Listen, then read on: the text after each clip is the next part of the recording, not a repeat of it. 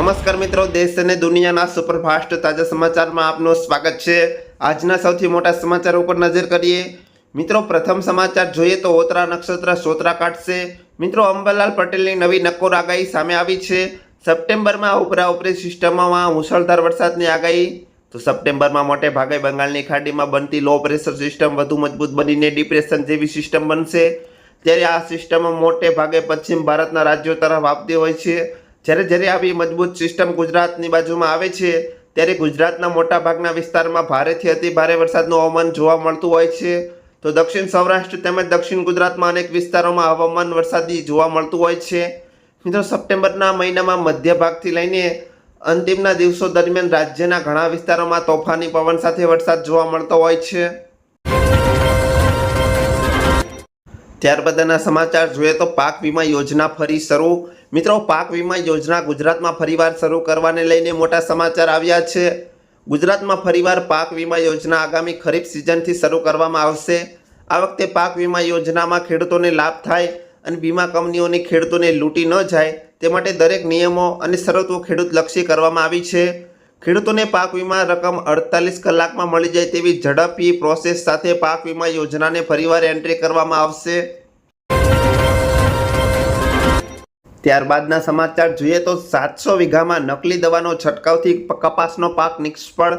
મિત્રો, ચોમાસુ ઋતુ દરમિયાન તાજેતરમાં અતિ ભારે વરસાદ થવાથી ખેડૂતોને જમીન તેમજ પાક ધોવાણના ઉપરાંત પાકમાં રોગ આવવાના પ્રશ્નો ખૂબ જ થયેલ છે। આ ઉપરાંત નિયંત્રણના ભાગરૂપે કપાસ, મગફળી, તલ, ડુંગળી, એરંડા, શાકભાજી તેમજ અન્ય ખેતી પાકોને નુકસાનથી બચાવવા ખૂબ જ જરૂરી બનાવ્યા છે। ત્યારે રાજકોટ જિલ્લાના વિછિયા તાલુકામાં ખેડૂતોને રાતા પાણીએ રોવાનો વારો આવ્યો છે। વિછિયા તાલુકામાં 700 વીઘા કપાસના ખેતરમાં પાક નિષ્ફળ થયો હોવાના મામલો સામે આવ્યો છે। પ્રાપ્ત માહિતી અનુસાર ખેડૂતોએ ખેતરમાં દવાનો છંટકાવ કર્યો હોવાને કારણે આ સમગ્ર પાકનો નિષ્ફળ નીવડ્યો છે। જોકે ખેડૂતો દ્વારા ખેતરોમાં જે દવાનો છંટકાવ કરવામાં આવ્યો હતો તે દવા નકલી હતી। ત્યારે વિછિયા તાલુકાના ખેડૂતોને સ્થાનિક ખેતીવાડી અધિકારીઓને આ મામલે રજૂઆત કરી છે। ત્યારબાદના સમાચાર જોઈએ તો મિત્રો, ખેડૂતોને ગોડાઉન બનાવવા માટે 75,000ની સહાય। ગુજરાત સરકાર દ્વારા રજૂ કરવામાં આવેલા મુખ્યમંત્રી પાક સંગ્રહ ગોડાઉન યોજના ખેડૂતો માટે તેમના ઉત્પાદનને અસરકારક રીતે સુરક્ષિત રાખવા માટે એક મુખ્ય તક રજૂ કરે છે। આ યોજના હેઠળ ખેડૂતો તેમની લણણીના સંગ્રહ માટે વેરહાઉસ બનાવવા માટે સબસિડી માટે અરજી કરી શકે છે।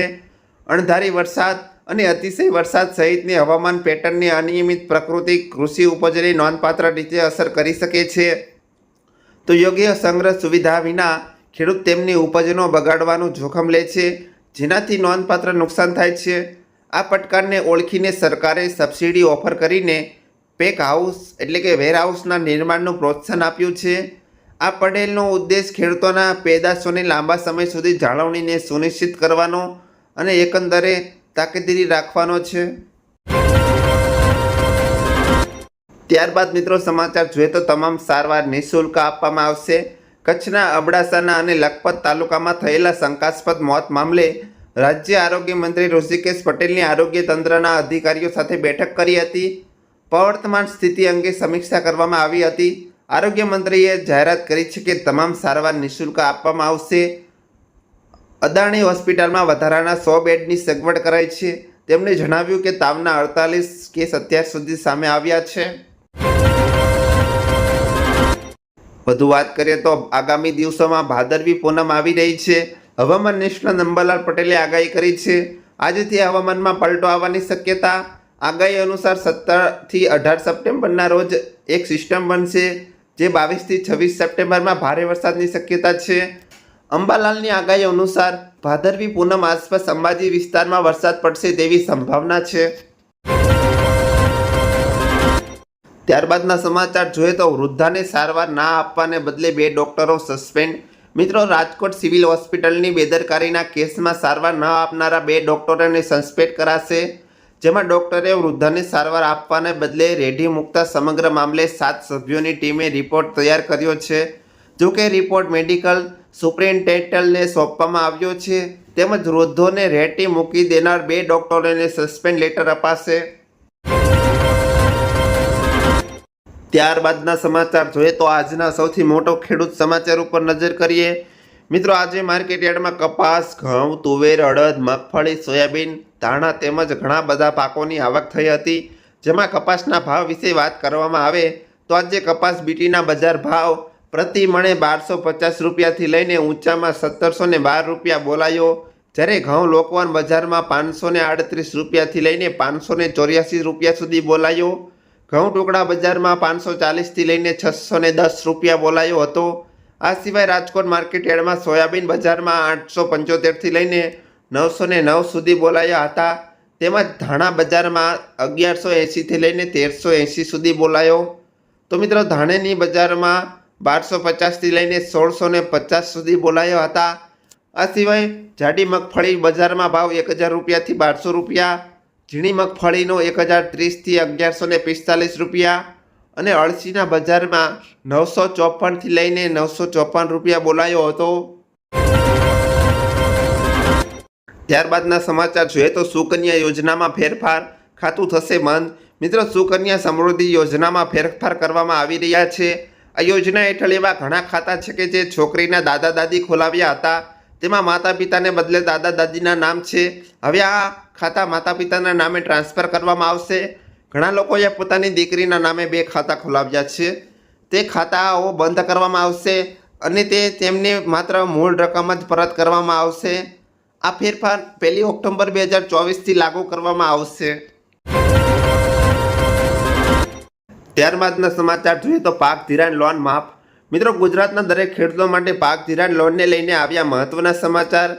મિત્રો ખેડૂતોએ લીધેલા લોનની નવા જૂની કરવા ખેડૂતો પાસે કેશ પેમેન્ટ માંગવાને બદલે ડાયરેક્ટ બેંકમાંથી ઓઠો રિન્યૂ કરી આપવામાં આવે તેવી માંગ ખેડૂતો દ્વારા કરવામાં આવી છે। ખેડૂતોને બેંકના લોનના પૈસા ભરવા માટે બહારથી વ્યાજવા પૈસા લાવીને વ્યાજના પૈસા ખેડૂતો ભરે છે, જેથી ખેડૂતોને ઓટો રિન્યૂ સુવિધા આપીને ખેડૂતોને થોડી રાહત આપવામાં આવે તેવી માંગ ખેડૂતો કરી રહ્યા છે। જોકે મિત્રો વારંવાર પાક ધિરાણ લોન અને દેવા માફીને લઈને સમાચાર આપવામાં આવે છે, પણ ખેડૂતોના દેવા અને પાક ધિરાણના રાહતમાં આપવામાં આવતી નથી। મિત્રો અત્યારે મોંઘા બિયારણોને કમોસમી વરસાદ માવઠાને માર અથવા તો અતિવૃષ્ટિ સર્જાય જેથી ખેડૂતોને મોટું નુકસાન થાય છે। ત્યારબાદ મિત્રો સમાચાર જોઈએ તો બાકી ખેડૂતોને 4000નો હપ્તો। પીએમ કિસાન સન્માન નિધિ યોજનાનો 2000નો હપ્તો 17મો હપ્તો 18 જૂન 2024ના રોજ ખેડૂતોના ખાતામાં ટ્રાન્સફર કરવામાં આવ્યો છે। તો પીએમ કિસાન યોજના હેઠળ આપવામાં આવેલા 4 મહિનાના અંતરાલ સાથે ચૂકવવામાં આવે છે। જે મુજબ 17મો હપ્તો 18મો જૂને 2024ના રોજ ખેડૂતોના ખાતામાં ટ્રાન્સફર કરવામાં આવ્યો છે। કૃષિ અને ખેડૂત કલ્યાણ વિભાગ દ્વારા પ્રાપ્ત અહેવાલ મુજબ લાખો ખેડૂતો પીએમ કિસાન યોજનાના 17મા હપ્તાની રકમ મેળવવા વંચિત છે, જેનું મુખ્ય કારણ કેવાયસી વેરિફિકેશન અને જમીન સંબંધિત તમામ દસ્તાવેજો છે। આ સ્થિતિમાં તમે કૃષિ કેન્દ્ર પાસેથી મદદ મેળવી શકો છો અને બધી ભૂલો સુધારી લો છો। જો તમારા ખાતામાં એક સાથે 2 હપ્તા આટલા 17મા અને 18મો હપ્તો એક સાથે જમા કરવામાં આવશે। જ્યારે મિત્રો ગુજરાત સરકારે જણાવ્યું છે કે પીએમ કિસાન સન્માન નિધિ યોજનામાંથી 2,62,000 ખેડૂતોને બાદબાકી કરવામાં આવી છે। જે ખેડૂત ભાઈઓ ઇન્કમ ટેક્સ રિટર્ન ભરતા હોય છતાં લાભ લેતા હતા, અથવા તો અમુક ખેડૂત પાસેથી પતિ પત્નીના બંનેના લાભ લેતા હતા, તો અમુક ખેડૂતો એવા હતા કે તેમના પેન્શન મળતું હોવા છતાં પણ લાભ લેતા હતા। આવા તમામ ખેડૂતોના નામથી પીએમ કિસાન હપ્તાને વંચિત કરવામાં આવ્યા છે। ત્યારબાદના મિત્રો સમાચાર જોઈએ તો મહિને મળશે 3000નું પેન્શન। છેલ્લા કેટલાય વર્ષોમાં કેન્દ્રની નરેન્દ્ર મોદી સરકારે ખેડૂતો માટે ઘણી યોજના શરૂ કરી છે। પીએમ કિસાન સન્માન નિધિ ઉપરાંત કિસાન માનધન યોજનાને પણ તેમાં સામેલ છે। તો પીએમ કિસાન સન્માન નિધિ યોજના હેઠળ ખેડૂતોને દર વર્ષે 6000 રૂપિયા આપવામાં આવે છે। તે જ સમયે કિસાન માનધન યોજના હેઠળ ખેડૂતોના પેન્શન વ્યવસ્થા કરવામાં આવી છે। તો આ યોજના હેઠળ 18થી 40 વર્ષની વયના અરજદારોને 60 વર્ષની ઉંમર સુધી દર મહિને 55થી 2000 રૂપિયા સુધીનું યોગદાન આપવું પડશે। આ યોજના હેઠળ ખેડૂતોને વૃદ્ધાવસ્થા દરમિયાન તેમની સંભાળ માટે છે। આ યોજનામાં રોકાણકારોને 60 વર્ષની ઉંમર પછી 3000 રૂપિયાનો માનસિક પેન્શન આપવામાં આવે છે। ત્યારબાદના સમાચાર જોઈએ તો ખેલૈયા માટે આધાર કાર્ડ ફરજિયાત। રાજકોટમાં પણ મોટા પાયે ગરબાનું રમવાનું આયોજન કરવામાં આવ્યું હોય છે, ત્યારે રાજકોટમાં નવરાત્રિના દિવસોમાં કોઈ ઘટના ન ઘટે તેને લઈને ખેલૈયાઓને આધાર કાર્ડ ફરજિયાત બનાવવામાં આવ્યા છે। તથા કોઈ ગંભીર ઘટના બને નહીં તેનું પૂરતું ઘટનામાં રાખવામાં આવ્યું છે. શહેરમાં યુડી ક્લબ દ્વારા ગરબાના ભાગ લેનારા તમામ ખેલૈયાઓના આધાર કાર્ડ ફરજિયાત બનાવવામાં આવ્યા છે.